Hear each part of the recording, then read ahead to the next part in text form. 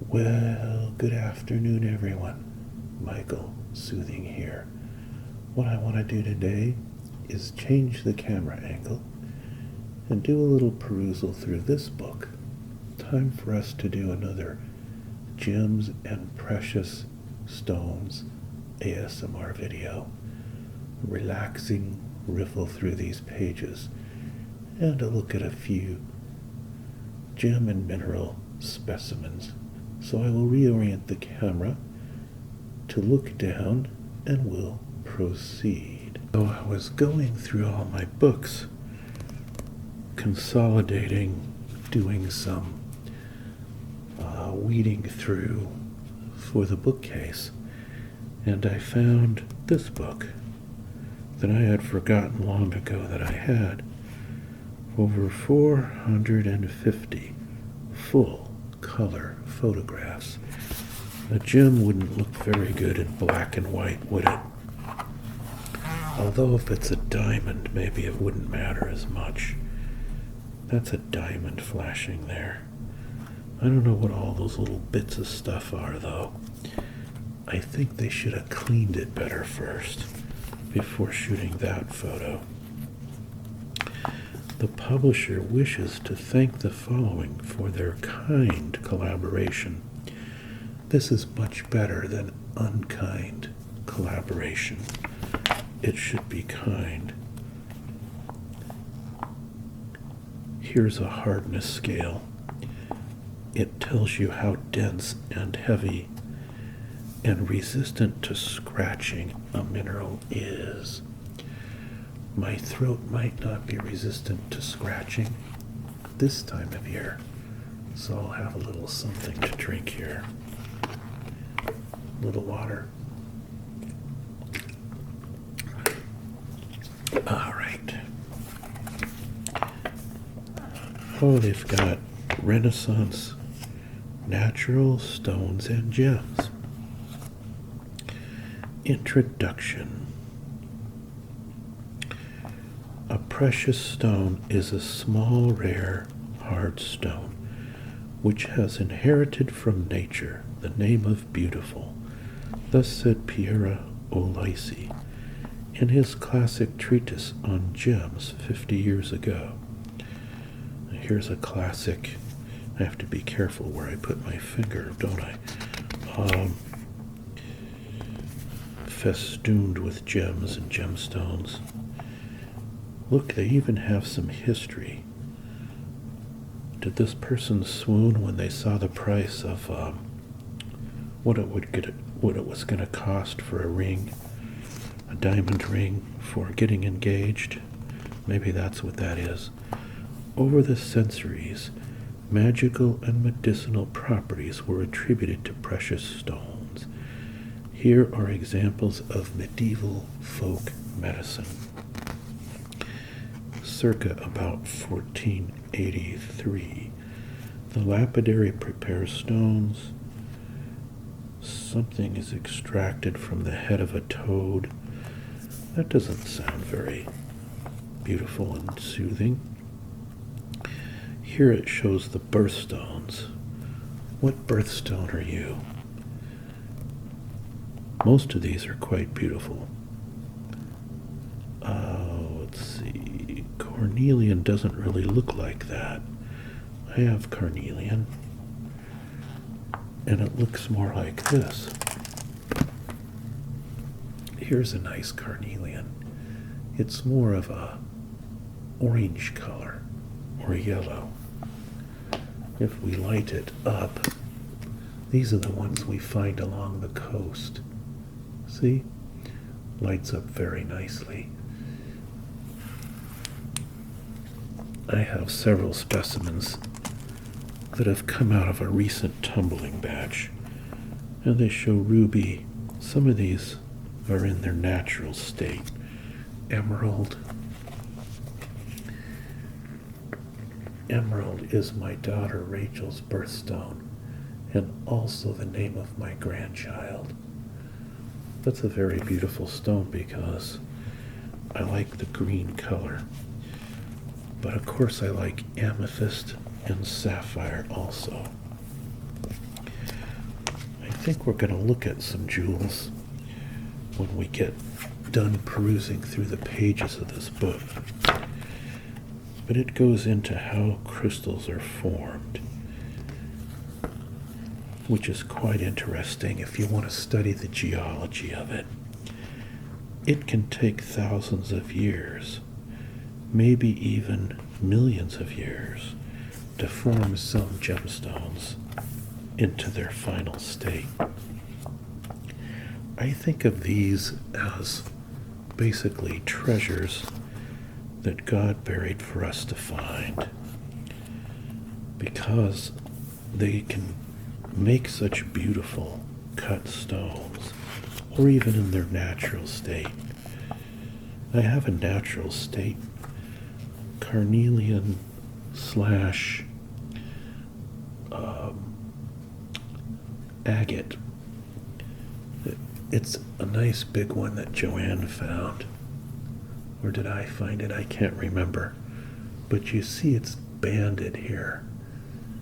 It's a big banded agate. Part carnelian, part just regular agate.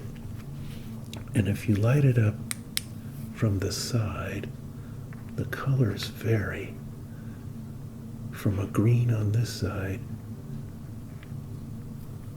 it can be a bit orangish in some areas and green in other areas. We found this at the beach, of course. Let's see if we light it from this side. You can see that even though it's big, it's translucent all the way through and has a variety of colors.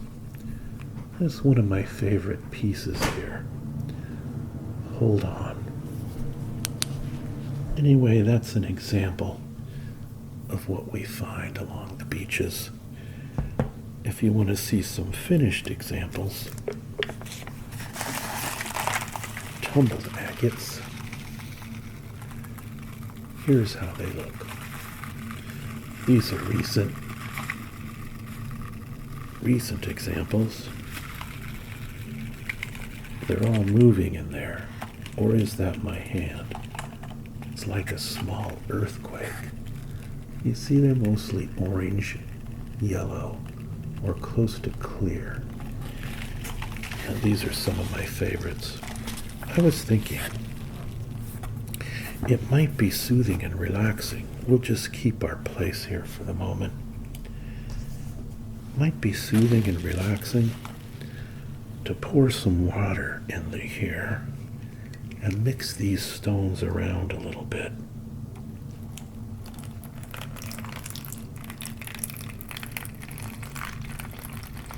It'd be too loud if you don't have some water.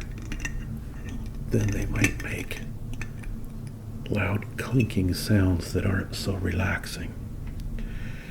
But when you put the agates in water like this and mix them around, it could be relaxing. If somebody was giving you, say, a massage right about now, and somebody else was working on stones and water, I'm gonna be all wet. Wait, where's my little flashlight? Here it is. I'll show you the colors of some of these stones. I like this one because it's got a lot of inclusions, and that makes it interesting. If we light it up close, you can see. I like features like that in an agate. But then I like all of them. What can I say? I like the colors of this one. Can I get that without overdriving it? It's hard to do, as you can see. Sort of a yellow and a clear. But anyway, just having this bowl of agates close by, I think relaxes me. I'm going to put it out of the way for now. And if we have time, we'll go back later, talk about those dry my hands here and go back to our book. Where were we? The prismatic light spectrum, you know, when sunlight hits a diamond or a prism, it breaks it into the band of colors, which is a spectrum like light waves or like radio waves. They go up and down in frequency. So the longer wavelength is blue and the shorter one is red, for example. That's how your eye perceives it. I think even colors are amazing. Uh-oh. So many distractions. Is that Labradorite? This looks like Labradorite. Let's see what it says. Yep, the iridescence of Labradorite. I think I have a Labradorite around here somewhere. I'm looking. Oh yeah, I have one in here. See if I can find a Labradorite to show you.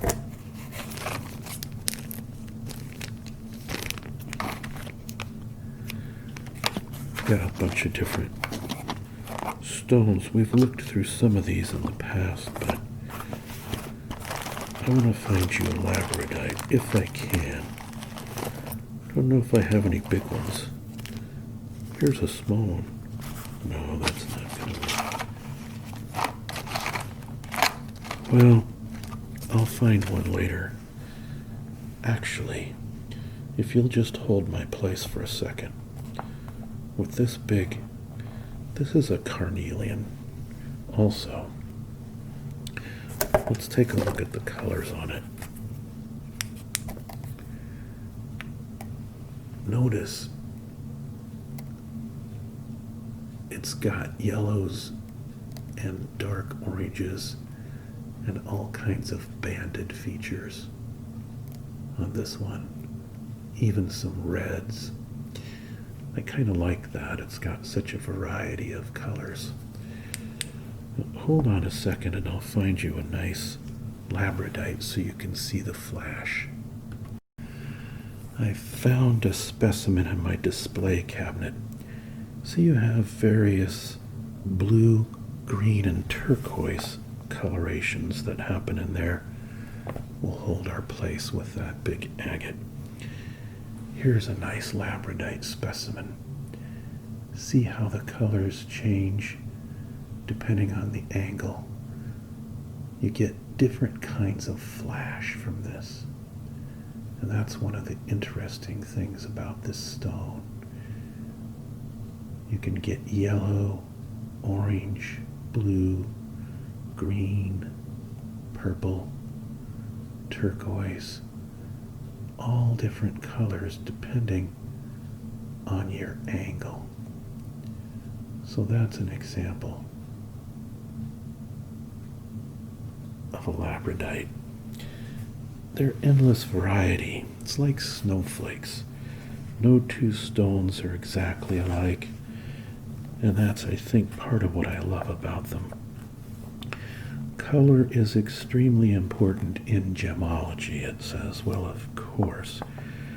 A stone looks colored because it absorbs a greater or lesser portion of the rays of the visible spectrum, which constitute white light.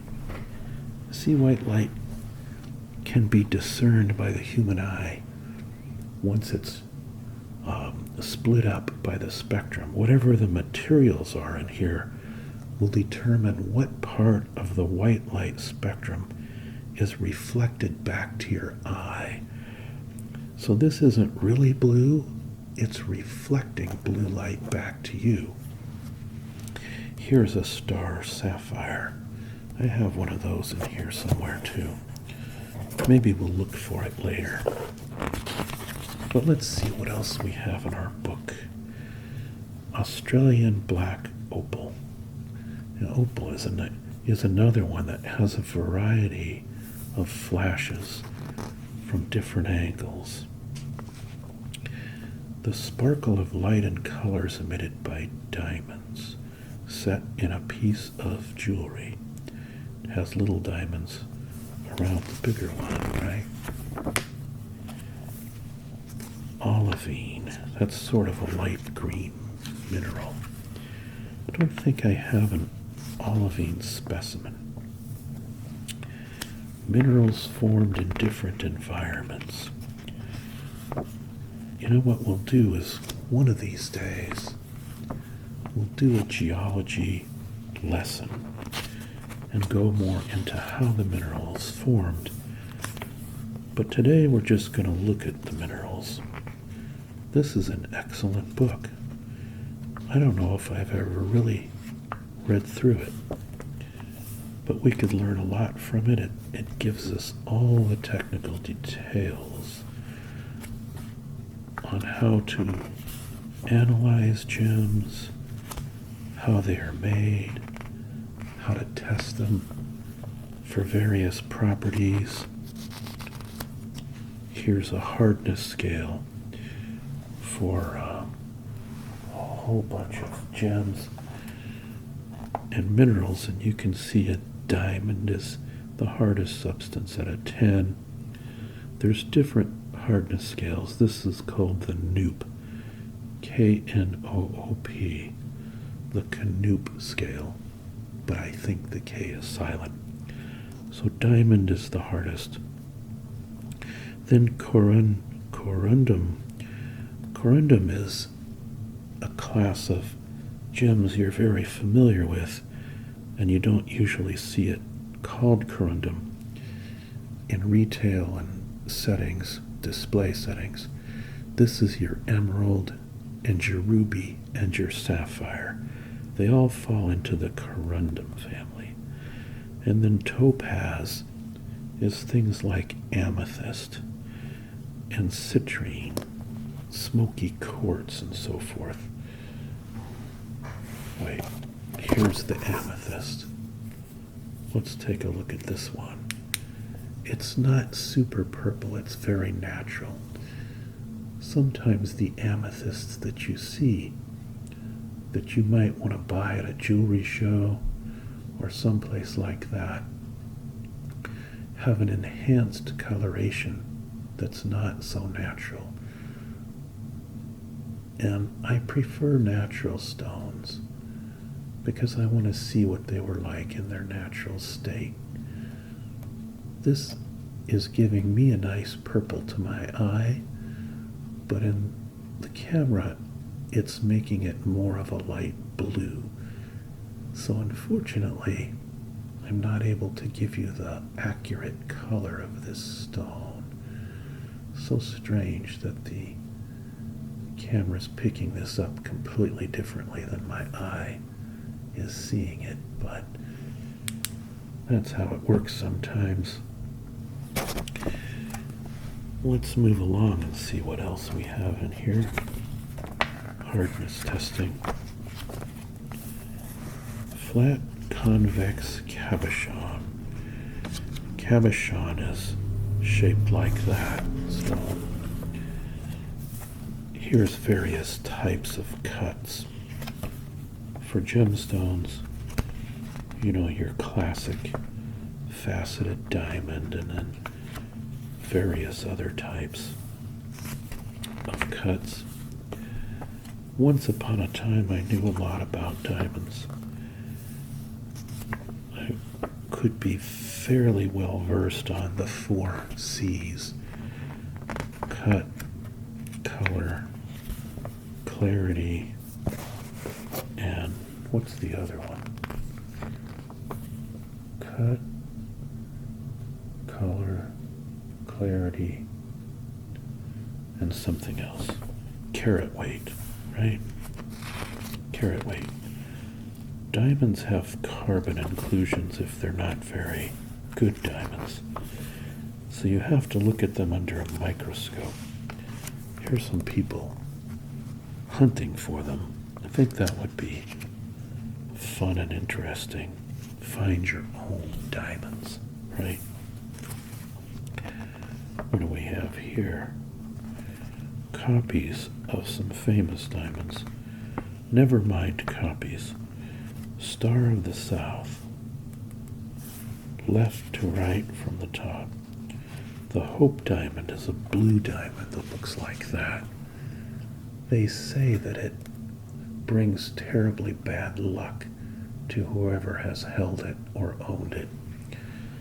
They always die and stuff.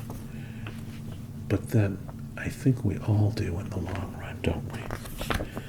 So get your life right with God. Starting my ASMR theology channel later this week, by the way. I'll give you a link after I've uploaded 2 or 3 videos there. I shot some video already for it.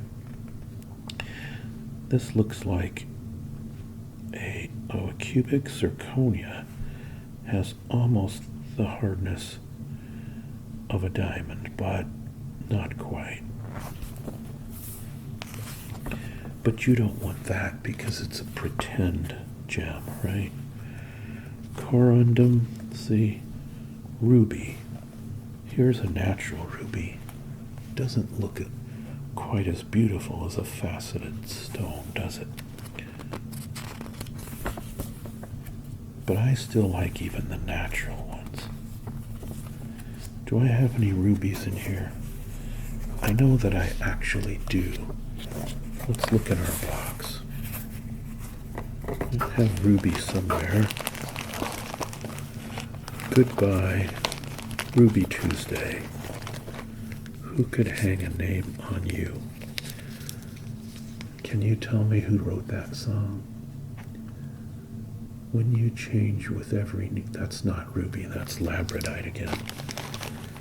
When you change with every new day, still I'm gonna miss you.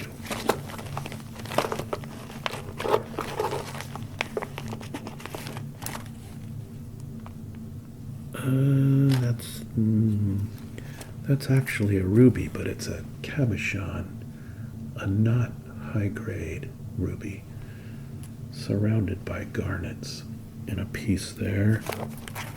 I guess I don't have good examples to show you right now. Got a nice little amethyst here. I can show you that. Which once again is coming out with a blue color instead of the purple color I see. But anyway, let's stop picking through that at the moment and go back to our book. Sapphires. You know, sapphires can be a variety of colors, by the way, not just blue. But here's a nice example of a blue one from Sri Lanka. I know I have sapphire in here too. Sapphire.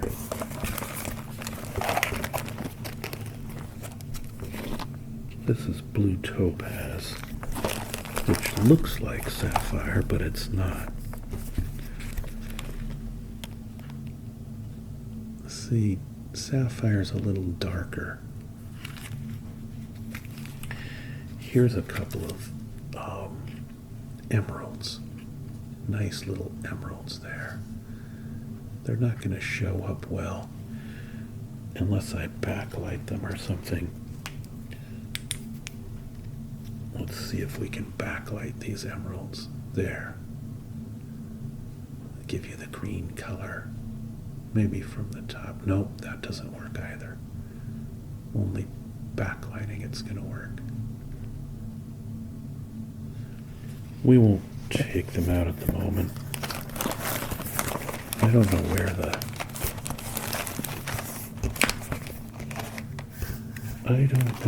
sapphire, but I have a couple somewhere. Oh well, let's not worry about that for now. How about a lemon quartz? There you go. Yellow. It's not my favorite stone color, but it's an impressive looking gem though, I think. Alright, moving on. I bought all of these at a gem show They were a pretty good price. Pink sapphire. See, these are all actually sapphires. They can be all different colors. Violet sapphire. That looks like a bit like an amethyst, but I'll bet it's pretty rare. It's got liquid and solid inclusions. That's interesting. That means buried down in that stone is some liquid, probably from millions of years ago. Yellow sapphire. Green sapphire. A ring with a yellow sapphire. Oh, these are emeralds. This is a yellow sapphire, and it's got emeralds around it. That's probably worth a lot of money. That would be my guess. Colorless sapphire would be boring. Sapphires should be colorful, don't you think?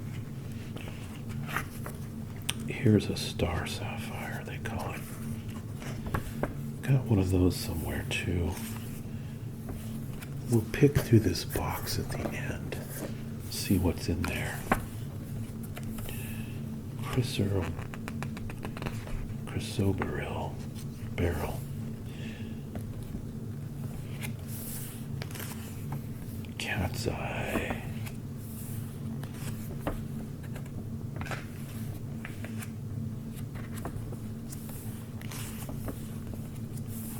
Topazes. Topaz is basically a type of silicate.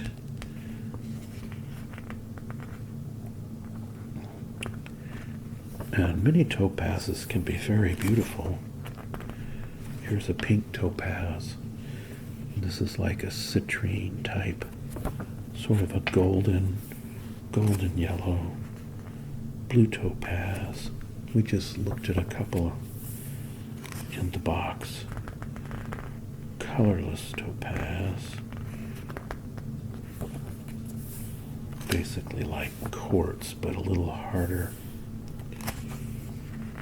Here's some barrels like emerald. They call barrel. Aquamarine. Oh yeah. Emerald's not the Carnelian drum. That's ruby. Sorry. And sapphire. Golden beryl. And red beryl. Looks kind of like a ruby, doesn't it? Extremely rare, it says. Ruby red variety of beryl. So here's a garnet. Garnets are quite common, maybe one of the most common, if not the most common, of the semi-precious colored stone varieties. I have some garnets in here somewhere. I keep saying I'm going to wait till the end to show you this stuff. I came across, here we are. Here's a bracelet that I was going to give to Joanne, but she doesn't really like wearing jewelry. But this is all garnets, red garnets. She's the only woman who's not into jewelries or perfume or anything like that. Okay, maybe not the only woman who's not. But you can kind of see the red coloration there, yeah. So I don't know who I'm going to give this to now.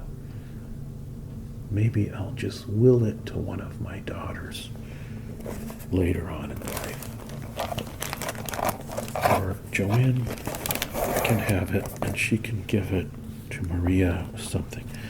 I have a lot of stuff that I want to divide amongst the women. Joanne and the daughters. A lot of jewelry and things like that. So we'll get that figured out later. All right. What else do we have? Demontoid. I haven't even heard of this gem. I've heard of most. Of course, zircon. It's like zirconium. Colorless zircon. You could make a zirconia, right? Blue zircon. That's an attractive stone, I think. They really do have a lot of great color photographs in here. Tourmaline is often found with a variety of colors through the same stone. Green and yellow and purple, all in one stone. So it can be a very attractive stone. We get a nice tourmaline, say, crystal point like that, it can look really interesting. Green tourmaline, Cordierite, quartz, quartz crystals. It's technically silicon dioxide. And large crystals form from the fluids associated with intrusive magmatic phenomena. In other words, volcanic activity from long ago, hydrothermal deposits, etc. It's very widespread as quartz. Amethyst is the purple, red, or pink variety, which we looked at already. I have a low-grade amethyst here that I actually found at a beach. Low-grade amethyst. I tumbled it. So it's a variety of quartz, you know. Let's see if I can show you any of the color. Kind of. You can kind of see the color. A little bit. But that's a variety of quartz. Here's a specimen of quartz crystals. That's attractive, I think. This is all part of one specimen that has a bunch of different crystals that are emanating from it. I didn't find this one, obviously, but I'd love to find something like this in a cave or something. We're back. I had to have a phone alarm turned off. Isn't that a nice piece? Somebody carved out a figurine out of an amethyst. It looks Asian. Maybe someday I'll get a large sculpture of some kind. It's made out of a precious stone. Here's rose quartz is pretty common. There's a sculpture out of rose quartz right there. Rock crystal. Here's some kind of fancy plate made out of it. Plate made out of rock crystal. I'd feel nervous eating off of that. Cat's eye, tiger's eye, and bullseye quartz. I know I have one of those in here somewhere.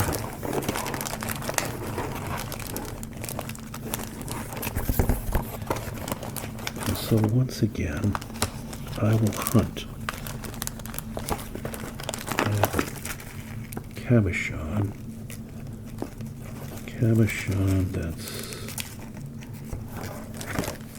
tiger eye. Somewhere I have a piece of tiger eye I actually found and tumbled, but I'd have to hunt for that. Is that it? No. Oh yeah, it is. I found it. I hope that's not too loud. There it is. What do you think? That's actually a type of quartz, believe it or not. Put that back where I found it.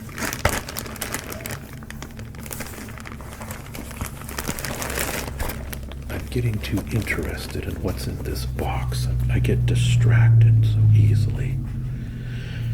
Alright, moving right along. Chalcedony is a stone that comes in a very wide variety of colors and types. Of course, the agates I always show you that we find here on the coast are a form of chalcedony.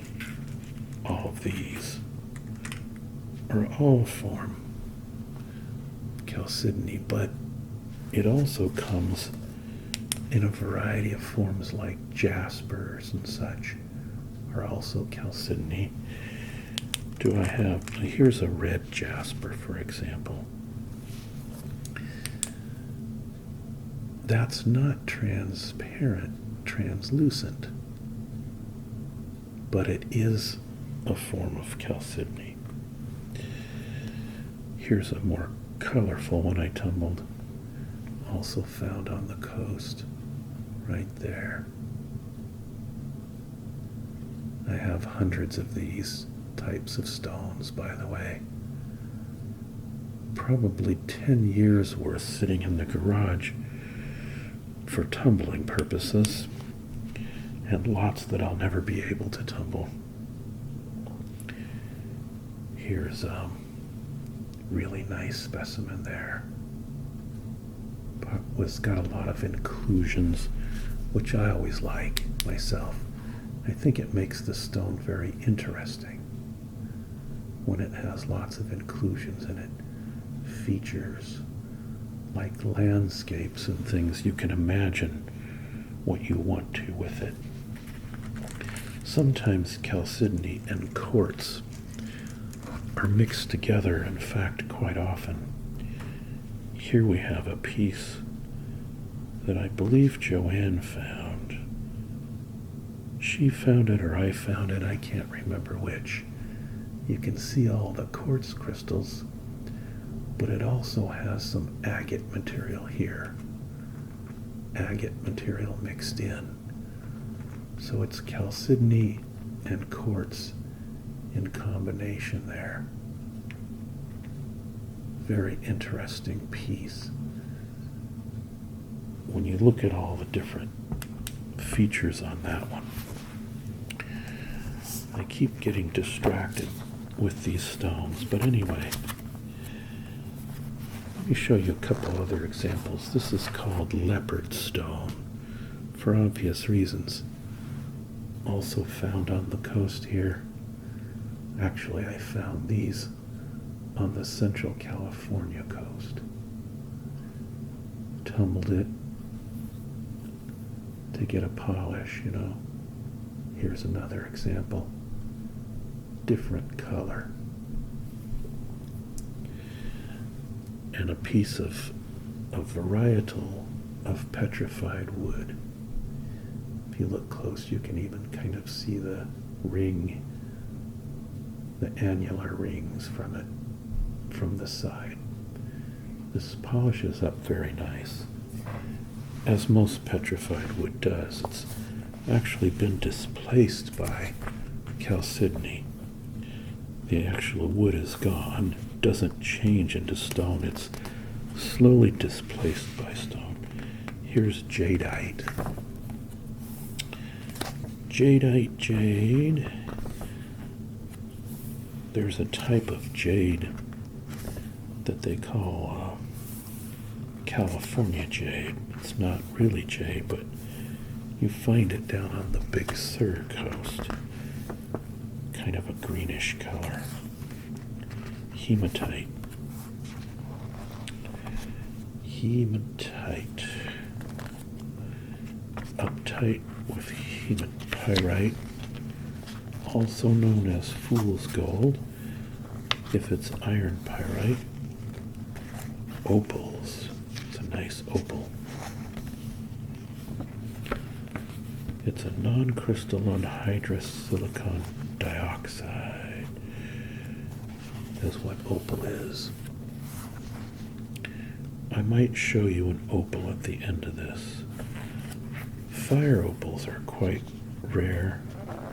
They're much more expensive if you want to get one as a piece of jewelry. It's affordable, but you know, it's not low cost to get a good fire opal. Moonstone. Moonstone is like a pearlescent, sort of clearish stone. There's a place called Moonstone Beach on the California coast where you can get false moonstone. Looks kind of like this, but it's not really moonstone. I think they're showing you the same piece of labradorite that we saw before. So we'll breeze right by that. Massive green zoisite. Whatever that is. Nephrite Jade. I like jade, but not nearly as much as the more clear stones. It makes for interesting sculptures, but it's kind of a dull color unless you light it up with a light source inside. Rhodolite. It reminds me of the old show called Rhoda, right? Might be one of the worst shows ever on TV, I don't know. Sorry if you were a fan. That's just my opinion. Here's turquoise, found in desert regions. It's a phosphate, copper and aluminum. The copper oxide gives it that blue color. I'm not a big turquoise fan, but some people really like it. Lazurite is also known as Lapis Lazuli. Sometimes it's very, very blue. More like this, or this. Serpentines. See, I find that more attractive than jade myself. But that's just me. Malachite. Isn't that a book of the Old Testament? Wasn't there a prophet named Malachite? No, actually not. But if you take off the T and the E, there's a prophet that was named Malachi. Spelled a little different. It's actually the final book of the Old Testament. Organic gems. That means a gem made by an organism. So pearls are made by clams and such, oysters, pearl fishing. Don't show us your bum, okay? Because I know hygiene was a little different back then. Anyway, here's somebody diving for, and that person looks strange. Like they've been eating a lot of copper sulfide or something. They're blue. Natural pearls. Do women like pearls? Baroque pearls in a piece of jewelry from the 16th century. Let's see here. See, you've got pearls, pearlescent, and then all kinds of gemstones. Cultured pearls. They're not as interesting to me as geologically formed specimens. Corals, of course, made by a microorganism, not micro, made by the organism. The filter feeders that are known as corals. Ivory, elephant tusks and such.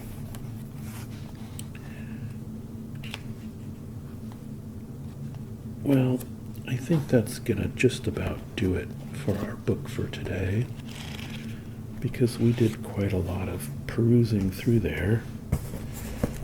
Let's look for a minute and see if we can find anything interesting here that we haven't talked about. Well, we talked about it, and I couldn't find you the one I was trying to find. I have some huge, massive emeralds here. See how big they are? Oh, I guess they're not so big. I'll use those in a project someday as an accent. Here's some, what do we have here? Peridot. Peridot is a green gem. Here's some Rhodolite. We were just talking about Rhodolite. Some little tiny ones. They look like amethyst or something like that.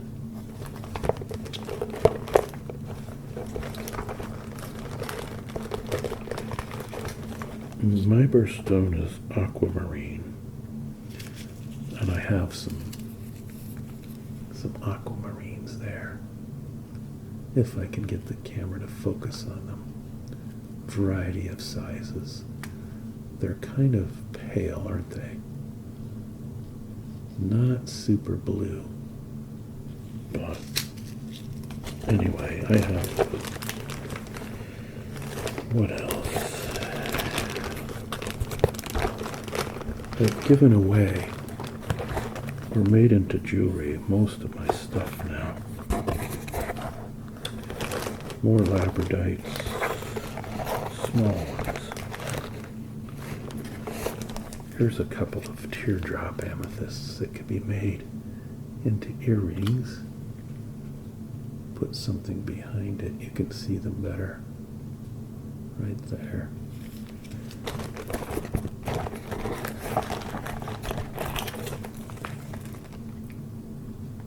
Oh, I made a bracelet out of some Jaspers.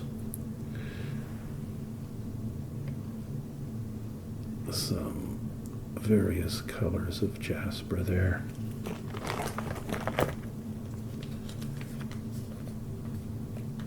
And here we have some small Labradites in a little bag. You can kind of see the idea of the different color flashes from different angles, even if I don't take them out. Piece of turquoise here, right there. Kind of a light color. All right. We looked at lemon quartz already, so we don't need to look at that again. I think that will do it for today. I hope you enjoyed this video, and I hope that you're going to have a good and relaxing day or evening, whatever you're doing, listening to this, whatever time. Don't forget Father's Day. Acknowledge your father if you have one, and if you get along. And take care, everybody. Don't ASMR and drive. Bye-bye.